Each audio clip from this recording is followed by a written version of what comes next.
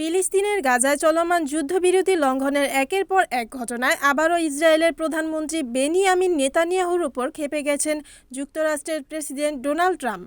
এবার পরম বন্ধুকে কড়া ভাষায় এক বার্তা পাঠিয়েছেন মার্কিন প্রেসিডেন্ট। গাজা নগরীতে ইসরায়েলের চালানো ওই সাম্প্রতিক হামলায় হামাসের সামরিক শাখার উপকমান্ডার রায়েদ সাদ নিহত হওয়ার পরেই এ বার্তা পাঠানো হয়। এ হামলায় আরও 4 জন নিহত হন। হোয়াইট হাউসের পক্ষ থেকে নেতানিয়াহুকে পাঠানো বার্তায় কী বলা হয়েছে তা এক জ্যেষ্ঠ মার্কিন কর্মকর্তা সূত্রে প্রতিবেদনে উল্লেখ করেছে এক্সিওস। বার্তায় বলা হয়, আপনি যদি আপনার সুনাম নষ্ট করতে চান এবং দেখাতে চান যে আপনি চুক্তি মানেন না, তবে সেটি আপনার বিষয়। কিন্তু প্রেসিডেন্ট ট্রাম্প যেহেতু গাজায় চুক্তির মধ্যস্থতা করেছেন, সেক্ষেত্রে আমরা তার সুনাম নষ্ট হতে দেব না।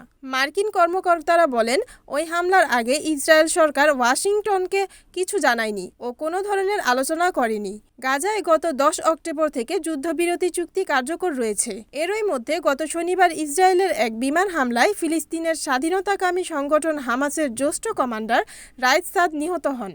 এর আগেও তাকে লক্ষ্য করে একাধিকবার হত্যাচেষ্টা চালিয়েছিল ইসরায়েল। যুদ্ধবিরতির পর থেকে ইসরায়েলি সেনাবাহিনী বারবারই চুক্তি লঙ্ঘন করে হামলা চালিয়েছে। এসব হামলায় এখন পর্যন্ত অন্তত 391 ফিলিস্তিনি নিহত ও 1063 জন আহত হয়েছেন। এদিকে 2023 সালের অক্টোবর থেকে গাজায় ইসরায়েলের হামলায় নিহত ব্যক্তির সংখ্যা 70,600 ছাড়িয়েছে। তাদের বেশিরভাগই নারী ও শিশু। একই সময়ে আহত হয়েছেন 1,71,100 এর বেশি মানুষ। যুদ্ধবিরতির মধ্যেও ইসরায়েলের হামলা অব্যাহত রয়েছে। Desk news, NNTV।